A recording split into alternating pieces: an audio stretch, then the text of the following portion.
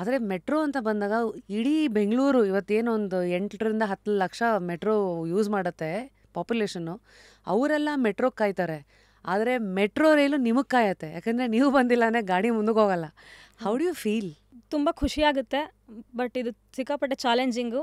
ಅಂದರೆ ಏನಾಗುತ್ತೆ ಅಂದರೆ ನಮ್ಮ ಹಿಂದೆ ಸಾವಿರಾರು ಜನ ಇರ್ತಾರೆ, ನಾವು ಅವ್ರನ್ನ ಆ ಡೆಸ್ಟಿನೇಷನ್ಗೆ ಕರೆಕ್ಟ್ ಟೈಮ್ಗೆ ರೀಚ್ ಮಾಡಿಸ್ತೀವಿ, ಸೇಫಾಗಿ ರೀಚ್ ಮಾಡಿಸ್ತೀವಿ. ಸೊ ಹಾಗಾಗಿ ನನಗೆ ಸಿಕ್ಕಾಪಟ್ಟೆ ಖುಷಿ ಇದೆ. ನಾನು ಏನಾದರೂ ಒಂದು ಡಿಫ್ರೆಂಟ್ ಅಂದರೆ ಯಾವಾಗಲೂ ಚೈಲ್ಡ್ಹುಡ್ಡಿಂದ ಥಿಂಕ್ ಮಾಡ್ತಿದ್ದೆ, ನಾನು ಏನಾದರೂ ಡಿಫ್ರೆಂಟಾಗಿರೋ ಜಾಬ್ ಮಾಡಬೇಕು ಅಂತ. ಇದು ಸಿಕ್ಕಾಪಟ್ಟೆ ಆಮೇಲೆ ಟ್ರಾವೆಲ್ ಮಾಡಬೇಕು ಅಂತ ಯಾವಾಗಲೂ ಆಸೆ ಐತಿ. ಇದು ಎವ್ರಿ ಡೇ ನಾನು ಸಿಕ್ಕಾಪಟ್ಟೆ ಟ್ರಾವೆಲ್ ಮಾಡ್ತಾ ಇದ್ದೀನಿ ಇದರಿಂದ. ಎವ್ರಿ ಡೇ ಎಷ್ಟು ಕಿಲೋಮೀಟರ್ ಓಡಾಡ್ತೀರಾ ಮೆಟ್ರೋದಲ್ಲಿ? ಆ್ಯಕ್ಚುಲಿ ಇದು ನಂದು ಕಂಪ್ಲೀಟ್ ಟ್ರಿಪ್ಪು 68 ಕಿಲೋಮೀಟರ್ಸ್ ಆಗುತ್ತೆ ಎವ್ರಿ ಡೇ. ಏನಾಗುತ್ತೆ ಅಂದರೆ ಡಿಪೆಂಡ್ಸ್, ಒಂದೊಂದು ದಿನ 170 ಕಿಲೋಮೀಟರ್ಸ್ ಡ್ರೈವ್ ಮಾಡ್ತೀನಿ, maximum 189, 202 depends. Daily same duties ಬರಲ್ಲ ನಮಗೆ. ಕೆನ್ ಯು ಎಕ್ಸ್ಪ್ಲೈನ್, ಅಂದರೆ ಡೈಲಿ ಡ್ಯೂಟಿ ಹೆಂಗೆ ಬರುತ್ತೆ? What is a day in your life as a loco pilot? Actually a day ಅಂತ ಅನ್ನೋದಕ್ಕಿಂತ ವೀಕ್ ಅಂತ ಹೇಳಿದ್ರೆ ಬೆಟರ್ ಅನಿಸುತ್ತೆ. ಯಾಕೆಂದರೆ ಇದು shift wise work. So 1 week ಫಸ್ಟಲ್ಲಿ ಇರ್ತೀನಿ, ನೆಕ್ಸ್ಟ್ ವೀಕು ಸೆಕೆಂಡ್ ಶಿಫ್ಟಲ್ಲಿ ಇರ್ತೀನಿ, ಮತ್ತು ನೈಟ್ ಶಿಫ್ಟು ಇದೆ. ತುಂಬ ಜನ ನೈಟ್ ಶಿಫ್ಟ್ ಅಂದ ತಕ್ಷಣ ನೈಟ್ ಮೆಟ್ರೋನೇ ಓಡಲ್ಲ ಅಂತ ಹೇಳ್ತಾರೆ, ಬಟ್ 11 o'clock ಲಾಸ್ಟ್ ಆಗುತ್ತೆ ಅಂತ. ಬಟ್ ಆ್ಯಕ್ಚುಲಿ ನಮಗೇನಾಗುತ್ತೆ, ಅವ್ರ ಪ್ಯಾಸೆಂಜರ್ಸ್ಗೆ ಅದು 11 o'clock ಲಾಸ್ಟ್ ಟ್ರೈನು. ನಮಗೆ ನಾವು ಡ್ರೈವ್ ಮಾಡ್ಕೊಳೋದನ್ನು ಡೆಸ್ಟಿನೇಷನ್ಗೆ ಹೋಗೋಷ್ಟರೊಳಗೆ 12:30, 1 ಆಗುತ್ತೆ. ಸೊ ಅದನ್ನು ಮತ್ತೆ ಡಿಪೋಗೆ ಹಾಕಿ, ಸೊ ಈ ಥರ ಕಂಪ್ಲೀಟ್ ನೈಟ್ ಶಿಫ್ಟ್ ಇದು. ಮತ್ತು ಮಾರ್ನಿಂಗ್ 5 o'clock ಸ್ಟಾರ್ಟು ಜನಗಳಿಗೆ, ನಮಗೆ ಅದು ಆ್ಯಕ್ಚುಲಿ 3:30ಗೆ ಸ್ಟಾರ್ಟ್ ಆಗುತ್ತೆ. ಪ್ರೀ ಡಿಪರ್ಚರ್ ಚೆಕ್ ಇರುತ್ತೆ. ಸೊ ಆ ಥರ ಚೆಕ್ಕೆಲ್ಲ ಮುಗಿಸ್ಕೊಂಡ್ಮೇಲೆ ನಾವು ಟ್ರೈನ್ನ ಮೇನ್ ಲೈನ್ ಅಂತ ಹೇಳ್ತೀವಿ, ಅಂದರೆ ನೀವೇನು ಪ್ಲ್ಯಾಟ್ಫಾರ್ಮಿಗೆ ಬರ್ತೀರ ಸ್ಟೇಷನ್ಸ್ಗೆ, ಸೊ ಆ ಸ್ಟೇಷನ್ನಿಗೆ ತರೋದಕ್ಕೆ ಇದೆಲ್ಲ ಪ್ರೊಸೀಜರ್ಸ್ ಇದೆ ತುಂಬ. ಸೊ ಹಾಗಾಗಿ ರೊಟೀನ್ ಅಂತ ಹೇಳಿದ್ರೆ ನಮಗೆ ಎಕ್ಸಾಕ್ಟ್ ಶಿಫ್ಟ್ ವೈಸ್ ಅಂದರೆ ಅಗೇನ್ ಶಿಫ್ಟ್ ವೈಸ್ ಅಂತ ಬಂದರೆ ಎಕ್ಸಾಕ್ಟ್ 6 to 2 6:30 to 2:30 ಅಂತ ಮಾಡ್ತಾರೆ ತುಂಬ ಕಡೆ. ನಮ್ಮಲ್ಲಿ ಹಾಗೂ ಇಲ್ಲ. ಇವತ್ತು 6ಗೆ ಹೋದರೆ ನಾನು ನಾಳೆ 6:30ಗೆ ಹೋಗ್ತೀನಿ, 6:45ಗೆ ಹೋಗ್ತೀನಿ. ನಾಡಿದ್ದು ಆಚೆ ನಾಡಿದಾಗಲೇ 8 o'clock ಹೋಗ್ತೀನಿ, ಮತ್ತೆ ನೆಕ್ಸ್ಟ್ ಮತ್ತೆ 6:30ಗೆ ವಾಪಸ್ ಬಂದಿರ್ತೀನಿ. ಅಂದರೆ ಈ ಥರ.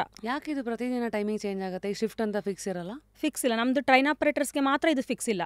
ನಮ್ಮಲ್ಲೇ ಬೇರೆ ಮೇಂಟೆನೆನ್ಸ್ ವಿಂಗು ಅವ್ರಿಗೆಲ್ಲ ಸೇಮ್ ಶಿಫ್ಟ್ ಇದೆ, 2:30 to 6:30 ಮತ್ತು 6:30 to 9:30, ನೈಟ್ 9:30 to ಮಾರ್ನಿಂಗ್ 6. ನಮಗೆ ಟ್ರೈನ್ ಆಪ್ರೇಟರ್ಸ್, ಎಸ್ಪೆಷಲಿ ಟ್ರೈನ್ ಆಪ್ರೇಟರ್ಸ್ಗೆ ಈ ಥರ ಡ್ಯೂಟೀಸ್ ಇದೆ. ಯಾಕೆ ಅಂತಂದರೆ ಈಗ ಸೆಟ್ ಆಫ್ ಟ್ರೈನ್ಸ್ ಇರುತ್ತೆ, ಡ್ರೈವ್ ಮಾಡಬೇಕಾದ್ರೆ ಅಂದರೆ ಟ್ರೈನ್ಸ್ನ ನಾವು ರಿಲೀವ್ ಮಾಡಬೇಕಾದ್ರೆ ಆ ಟೈಮಿಂಗ್ಸ್ ಎಲ್ಲ 6 o'clockಗೆ ಬಂದು ಜಾಮ್ ಪ್ಯಾಕ್ಡಾಕ್ ನಾವಲ್ಲಿ ಕುತ್ಕೊತೀವಿ 30 ಜನ ಫಸ್ಟ್ ಶಿಫ್ಟಲ್ಲಿ. ಅಂದರೆ ಟ್ರೈನಿಗೆ ಕಳಿಸೋದು ಅಷ್ಟು ಜನನ ಒಟ್ಟಿಗೆ ಕಳ್ಸೋಕ್ಕಾಗಲ್ಲ. ಒಂದು ಟ್ರೈನ್ ಬರುತ್ತೆ, ರಿಲೀವ್ ಮಾಡ್ತೀವಿ, ಕಳಿಸ್ತೀವಿ. ಸೊ ಹಾಗಾಗಿ ಇದನ್ನು ಹೆಂಗೆ ಮಾಡಿದ್ದಾರೆ ಅಂದರೆ ಆ ಥರ ಒಂದು ಸಿಸ್ಟಮ್ ಕ್ರಿಯೇಟ್ ಮಾಡ್ಕೊಂಡಿದ್ದಾರೆ.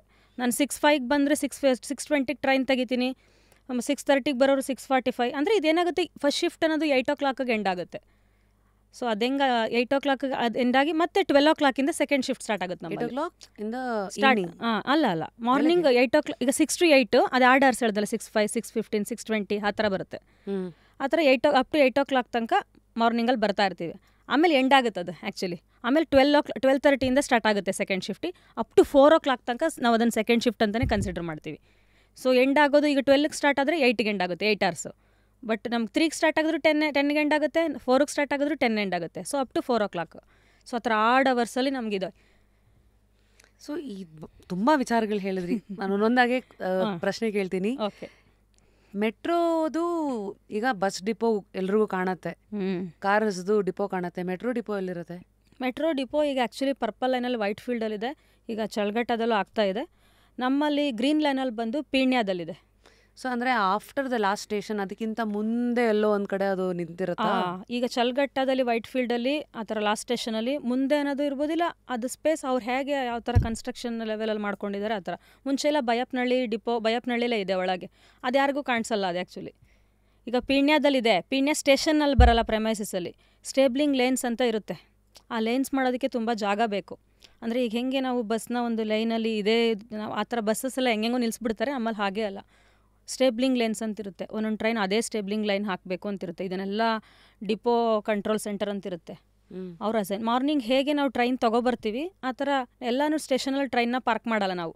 ಮತ್ತು ಈವ್ನಿಂಗ್ ಆಗ್ತಾ ನೈಟ್ ಅಷ್ಟೊತ್ತಿಗೆ ಎಲ್ಲ ಟ್ರೈನ್ಸ್ ಹೋಗಿ ಎಷ್ಟು ಟ್ರೈನ್ಸ್ ಬೇಕು ನೈಟ್ ರನ್ ಆಗೋದಕ್ಕೆ, ಈಗ ಹೇಗೆ ಅಂದರೆ ಮಾರ್ನಿಂಗ್ 6 o'clockಗೆ 10 minutes ಹೆಡ್ವೇ ಇರುತ್ತೆ. ಎವ್ರಿ 10 minutesಗೆ ಒಂದೊಂದು ಟ್ರೈನ್ಸ್ ಬರ್ತಾ ಹೋಗುತ್ತೆ.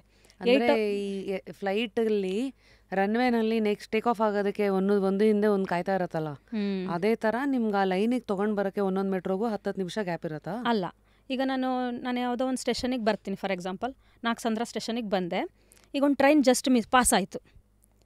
ಹೆಡ್ವೇ ಅಂತೇಳಿದ್ರೆ ಈ ಟ್ರೈನಿಂದ ನೆಕ್ಸ್ಟ್ ಟ್ರೈನ್ಗೆ ಮಧ್ಯದಲ್ಲಿ ಗ್ಯಾಪ್ ಅಂದರೆ ನಾನು ನೆಕ್ಸ್ಟ್ ಟ್ರೈನು ನನಗೆ ಇನ್ನೂ 10 minutes ವೆಯ್ಟ್ ಮಾಡಬೇಕು. ಕರೆಕ್ಟ್. This is headway. ಸರಿ. ಸೊ ನಾನು ಅದೇನಾಗುತ್ತೆ 6 o'clock ಆ ಥರ ಇರುತ್ತೆ ಅಪ್ ಟು 8 o'clock ನಿಮಗೆ. ಆಮೇಲೆ ಏನಾಗುತ್ತೆ ಅದು 5 minutes ಆಗ್ತಾ ಬರುತ್ತೆ. ಆಗ 5 minutes ಆಗ್ತಾ ಬಂದಾಗ ನಮ್ಗೆ ಟ್ರೈನ್ಸ್ ಜಾಸ್ತಿ ಬೇಕಾಗ್ತಾ ಹೋಗುತ್ತೆ. ಅದು ಪೀಕ್ ಅವರ್ಸಿಗೆ ಮತ್ತೆ 11 o'clock ತನಕ 4 minutes ಆಗ್ತಾ ಬರುತ್ತದು. ಜನ ಜಾಸ್ತಿ ಆದಂಗೆ ಟ್ರೈನ್ ಜಾಸ್ತಿ ಬೇಕು ನಮಗೆ. ಆಮೇಲೆ 11 ಆದಮೇಲೆ ಜನ ಎಲ್ಲ ಆಫೀಸ್ಗೆಲ್ಲ ಹೋಗ್ತಾರೆ.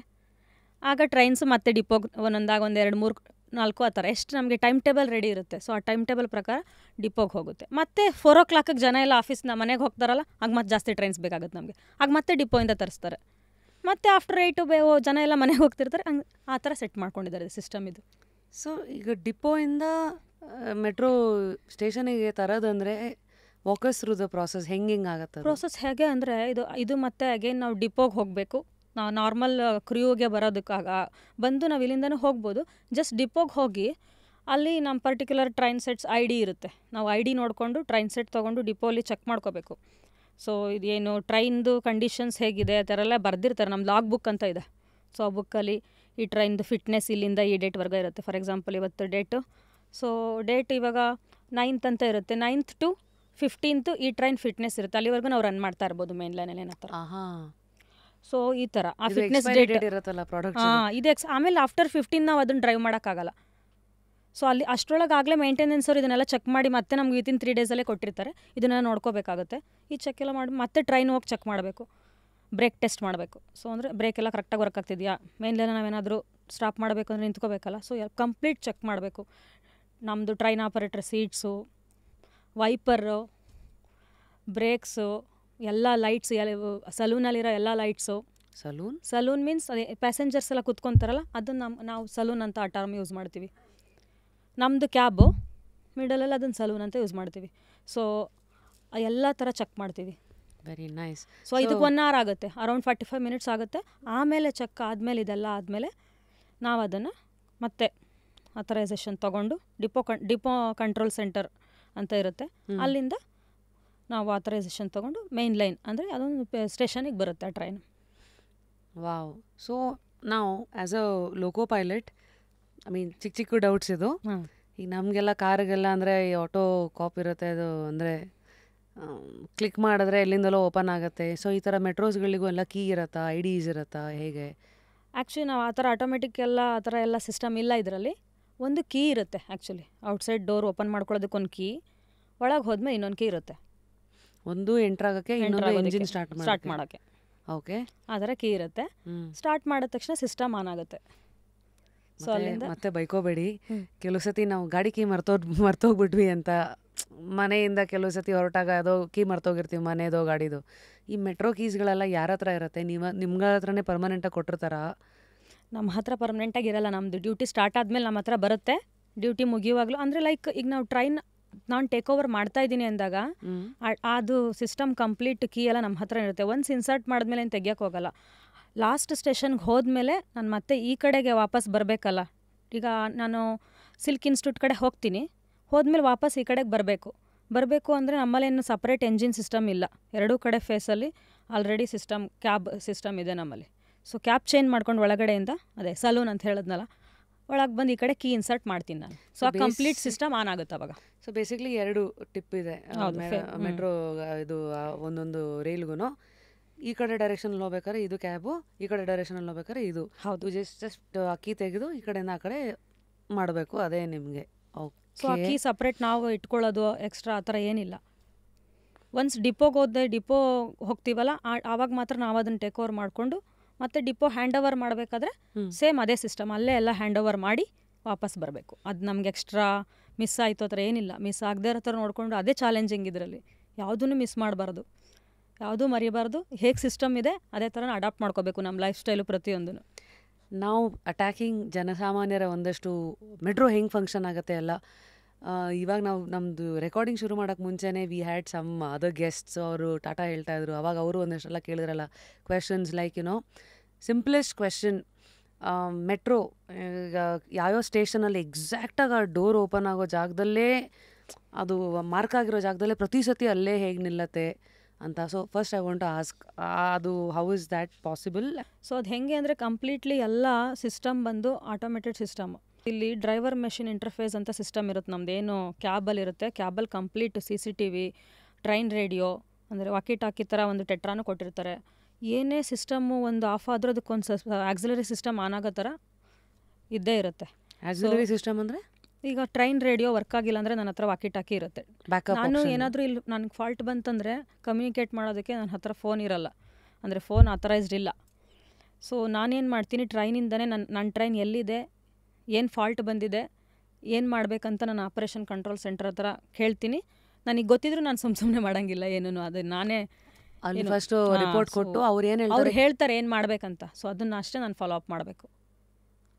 ಅದು ಇಲ್ಲೇನಂತಂದರೆ ಫುಲ್ ಕ್ವಿಕ್ ಆ್ಯಕ್ಷನ್ ಇರಬೇಕು, ಫುಲ್ ಮೈಯೆಲ್ಲ ಕಣ್ಣಾಗಿರಬೇಕು, ಪಟಾಪಟ್ ಅಂತ ಮಾಡಬೇಕು. ಯಾಕೆಂದರೆ ಅದು ಇನ್ ಬಿಟ್ವೀನ್ ಸ್ಟೇಷನ್ಸು ಆಗಿರ್ಬೋದು.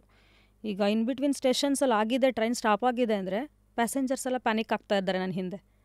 ಅವ್ರು ಏನು ಬೇಕಾದರೂ ಇಲ್ಲ ಅಲ್ಲೂ ಏನಾದರೂ ಎಮರ್ಜೆನ್ಸಿ ಹ್ಯಾಂಡ್ಲು ಇದು ಮಾಡ್ಬೋದು.